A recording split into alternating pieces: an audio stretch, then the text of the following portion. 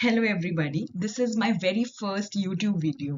इस वीडियो में today's video is all about how to start your judiciary preparation.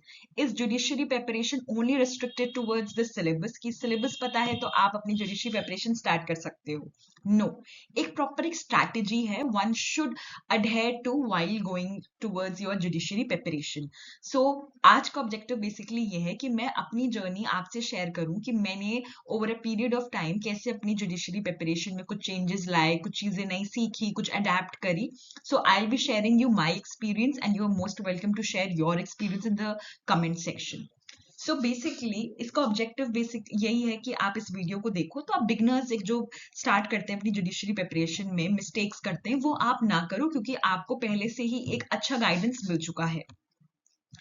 अब judiciary preparation में सबसे पहले क्या करते हैं लोग, सिलेबस इंपॉर्टेंट है. आपको अपने टारगेट स्टेट का सिलेबस पता होना चाहिए. मेरी बस एक एडवाइस ये रहेगी कि आप 2-3 स्टेट्स को टारगेट करो, क्योंकि स्टेट्स में क्या होता है कई चीजें कॉमन मिल जाती है. जैसे कि देयर आर 7 एक्ट्स जो मोस्ट प्रोबेबली हर स्टेट में आएंगे ही आएंगे.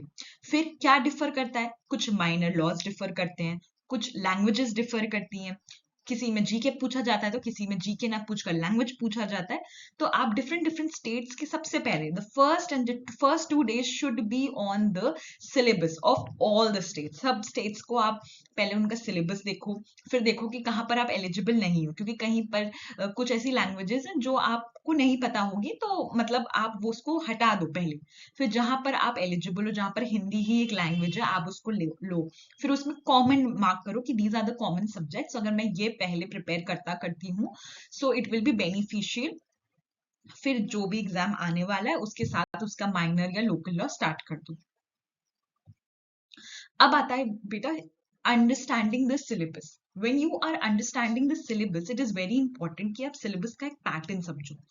और सिलेबस का पैटर्न कैसे समझ में आएगा, कि ये जो टॉपिक है जैसे कॉन्स्टिट्यूशन है, ये अपने यूपी में बहुत इंपॉर्टेंट है, वेरएज राजस्थान में इतने क्वेश्चंस नहीं आते हैं. तो ये सब चीजें कैसे पता चलती है, ये आपको पता चलती है पीवाईक्यू से.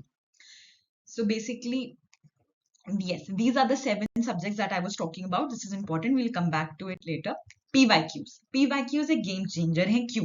तो for a person who's starting their judiciary preparation, it is very important कि not only you should be well versed with your syllabus, but you also have PYQs, previous year questions. दो तरीके के होते हैं, एक तो पर्टिकुलर स्टेट्स के PYQs होंगे, या फिर एक बुक्स आती है जिसके अंदर हर स्टेट्स के PYQs होंगे. आई वुड सजेस्ट कि अभी क्योंकि आप इनिशियल स्टेज पर हो तो आप 1-2 स्टेट ही टारगेट कर रहे होंगे, तो आप 1-2 स्टेट्स की बस वो लेकर आ जाओ प्रीवियस ईयर पेपर्स. तो उसमें क्या होता है कि चैप्टर वाइज कैटेगराइजेशन होता है, टॉपिक वाइज कैटेगराइजेशन होता है. तो इट विल हेल्प यू कि मेरे स्टेट में इन्हीं टॉपिक से ज्यादा क्वेश्चन पूछते हैं. जब आप पीवाईक्यूज देखते हो ना तो आप नोटिस करोगे देयर आर रिपीटेड क्वेश्चंस. तो सोचो अगर एक पर्टिकुलर स्टेट अपने ही क्वेश्चंस रिपीट कर रहा है तो दूसरे स्टेट्स के रिपीट नहीं कर रहा होगा क्या? That is why PYQs is very important. तो इनिशियली देखो थोड़ा तो आपको इन्वेस्ट करना पड़ेगा. तो पहले तो आप अपनी स्टेट को जानो, और स्टेट को कैसे जानोगे, उसके प्रीवियस ईयर पेपर से कि वो कैसे क्वेश्चंस दे रहा है. सो आई एम नॉट गोइंग कि आपको वही लेना चाहिए. मैं बस एक रिकमेंड कर रही हूँ. मेरे पास लिंकिंग लॉस की है जिसके अंदर मेरे पास उत्तराखंड, उत्तर प्रदेश और राजस्थान की पीवाईक्यूज है. सो उसमें बहुत अच्छे से कैटेगराइज किया गया है कि टॉपिक वाइज भी है, चैप्टर वाइज भी है, सब्जेक्ट वाइज भी है. सो इसमें आसानी हो जाती है कि इतने क्वेश्चन इससे पूछे गए थे, इस टॉपिक से ज्यादा क्वेश्चन आ रहे हैं, इस टॉपिक से 5-6 साल से क्वेश्चन आए ही नहीं. सो आप थोड़ा सा वाइल प्रिपेयरिंग फर्स्ट रीडिंग जब मारोगे तब तो आप पूरा एक्ट पढ़ोगे, सेकेंड और थर्ड रीडिंग में आप खुद ही समझने लगोगे कि मेरे स्टेट को ये फेवरेट टॉपिक्स है, तो मुझे इस पे ज्यादा टाइम स्पेंड करना है. तो बेसिकली आपको क्या हो जाता है, पीवाईक्यू से आपको पैटर्न समझ में आने लगता है अपने स्टेट का, फिर आपका टाइम सेव होता है. अब नोट्स की स्ट्रैटेजी आती है, because it is very important कि हमारे पास नोट्स. तो नोट्स के लिए क्या होता है, बेयर एक्ट. प्रीलिम्स के लिए तो what is important is bare act. But bare act के लिए भी आई वुड सजेस्ट कि मैंने एम्बिशन लॉ की बेयर एक्ट्स ले रखी हैं. So these bare acts are मतलब मुझे ऐसा लगता है बड़ी कॉम्प्रिहेंसिव है. इसके अंदर सब कुछ है. आपको प्रीलिम्स के लिए क्या क्या चीजें चाहिए होती है, बेसिकली आपको प्रीलिम्स के लिए ये 7 चीजें इंपॉर्टेंट होनी चाहिए. These are the 7 things that is important.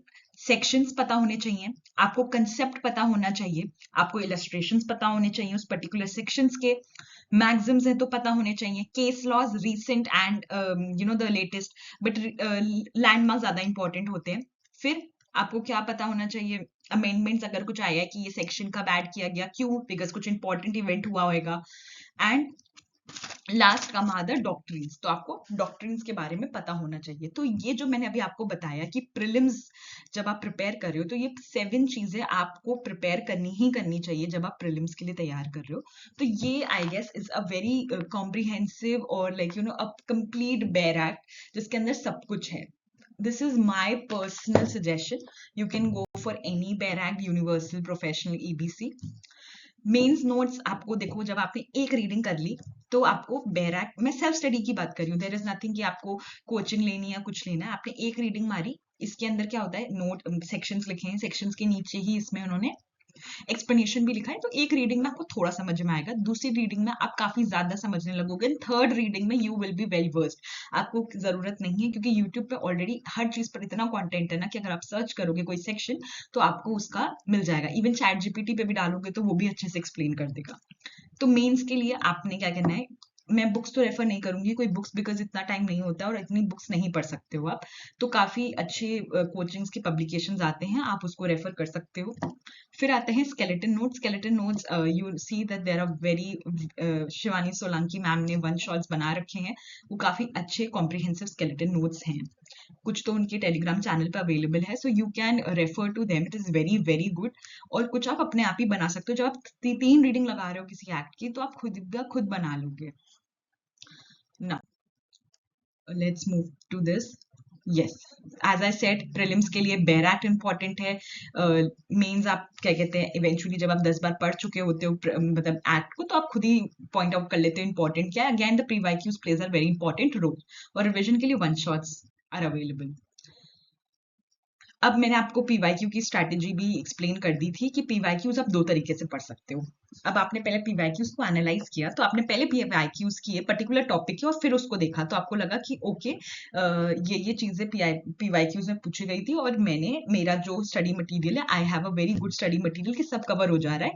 एक तो ये चेक एंड बैलेंस हो जाता है, या तो पहले आप टॉपिक पढ़ लो और फिर टॉपिक करने के बाद आप पीवाईक्यूज को रेफर करो, तो आपको और अच्छे से पता चल जाता है कि ओके मेरी जो स्ट्रैटेजी थी वो अच्छी है क्योंकि मैं पीवाईक्यू सॉल्व कर पा रहा हूँ या कर पा रही हूँ।